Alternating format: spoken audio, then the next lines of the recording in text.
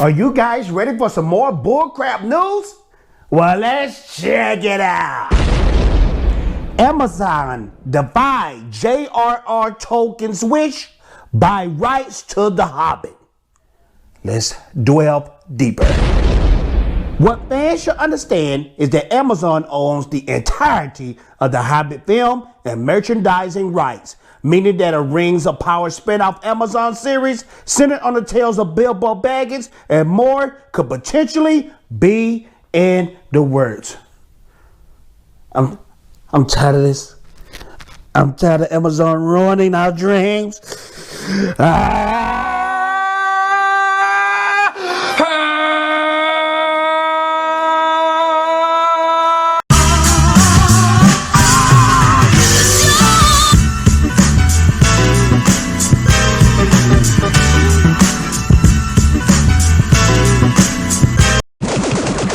What up, YouTube? It's your boy Beta J, back like I left something, and I'm glad you're here. Yes, I'm glad you're here, and I want you to watch this video all the way to the end. This video all the way to the end, because I'm going to drop some gems and bombs on you about Rings of Power, about Amazon.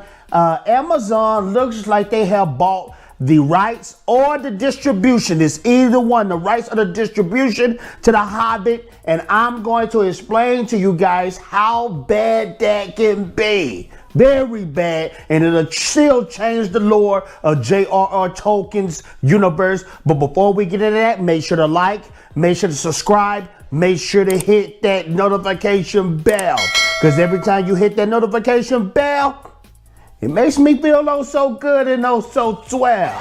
Yeah. Now, I was reading this article and I seen my friend Drunk 3PO even made a video about it, where he was speaking about how Amazon have bought the rights to The Hobbit. Now, when we look at Rings of Power, they only have the rights to the Lord of the Rings trilogy, but it looks like they're trying to take over the whole shebang, and they got the rights to the Hobbits. Now, I've seen some fans say it's just distribution rights to where they can sell it. They can sell it, and this thing about it right here, even that can cause some craziness in the future with the Hobbit characters, and I'm going to explain that. I'm going to break it down, and of course, I'm going to break it down like an atom on these clowns who are trying to change J.R.R. Tolkien, and I'm going to show you guys why people are so passionate about this book and about this universe. Let's get into it. This is what this article says right here. It says Amazon defied J.R.R. Tolkien's wish by rights to The Hobbit. It says J.R.R. Tolkien repeatedly expressed throughout his life the distrust he had with large corporations who were asked for the film rights to the novels, including Disney. Tolkien hated how Walt Disney represented dwarves in his studio productions, citing Snow White and Seven Dwarfs 1937 as a disgusting depiction of dwarves. This is Tolkien words. I recognize his talent, but it's always seemed to me hopelessly corrupted. Though in most of the pictures preceding him, his studios are admirable and charming passages, the effect of all of them, to me, disgusting. Some have given me nausea. Now, this is the thing about Disney. J.R.R. Tolkien must be some kind of prophet, because when you look at what Disney did to Star Wars, they destroyed Star Wars. Luke Skywalker is the Michael Jackson of Star Wars. If Star Wars was the Jackson 5, Luke Skywalker will be Michael Jackson. And they made Luke look like a chump. They made him look like a coward. And I can understand what Tolkien knew something back then. He knew something about these large corporations, and he didn't want these large corporations messing with his hard work masterpiece. I'm going to try to break it down to the lames that's watching who hate Fatal J and don't understand why I'm going off on these clowns. The thing about it is this. Tolkien's work is not, and I don't want to put Marvin DC to shame, but his works are so detailed. The elven tongue, the dwarf tongue, is just a beautiful thing. The maps, it's just so much detail. the bloodlines of just one character, they get so deep.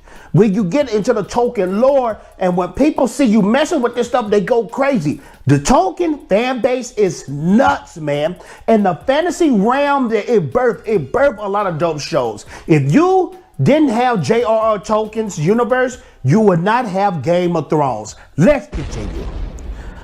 This article says, not many fans were enthused when Amazon announced that they would be caring for the Tolkien torch, fellow Peter Jackson's Ring, and the Hobbit franchise.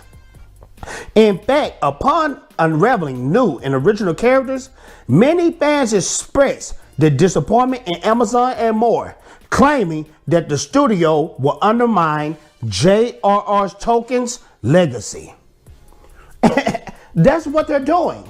Look, I know when it comes to stuff like Peter Jackson's Lord of the Rings, just look at Aragorn. And I was debating with a person in my comments about Aragorn, and he was talking about what even Peter Jackson's Lord of the Rings wasn't completely accurate. Aragorn, he didn't have a beard, and I understand that Aragorn doesn't supposed to have a beard because he has elven blood inside of him, and he wasn't supposed to have a beard. Boromir, he wasn't supposed to have a beard either because they have elven blood inside of them. I understand that Frodo is blonde. He was a blonde in the book, but those are simple changes. But when you put characters like Adonor, the Black Elf, or you put Disa, the Black Dwarf Princess, it throws things out because you actually do have, beyond popular belief, you do have black characters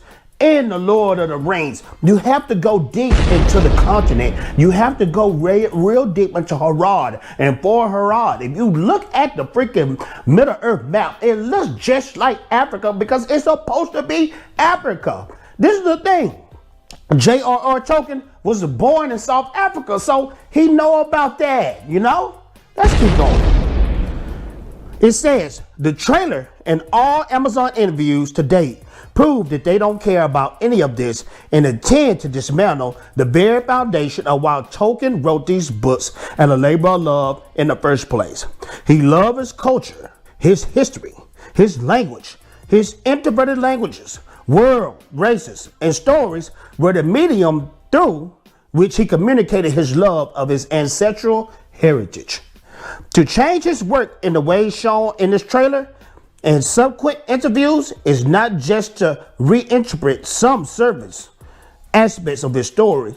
It is to completely undermine his stated intent, strike at the heart of his passion, and directly attack his own culture heritage. Those was a lot of big words, but I understand what they was talking about.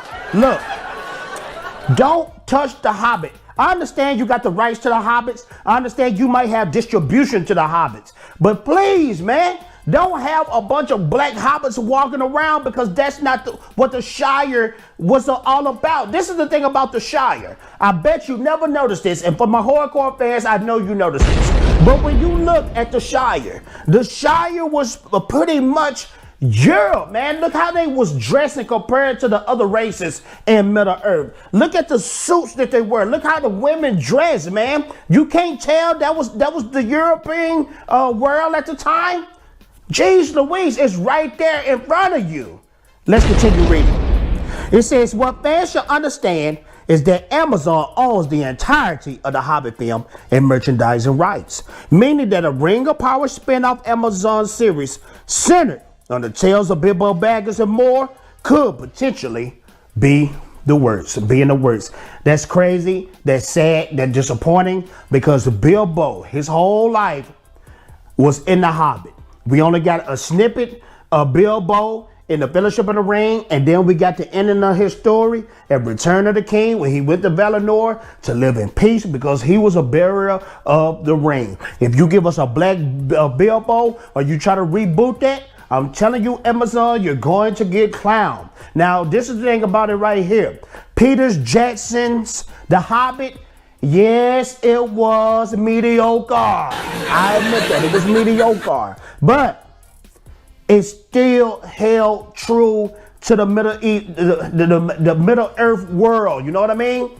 It still stayed true to that. So you guys let me know in the comments below. What do you think about this? Do you think they should not have this? Do you think this is going to fail? What do you think about this? They having the rights, having distribution. Is this a good thing or it's going to end bad? You guys let me know what you think. Get back at your boy Fader J. Make sure to like, make sure to subscribe. Make sure to hit that notification bell. Because every time you hit that notification bell, it makes your boy Fader J feel oh so good and oh so swell. I'm out of here. Ninja! Bennett!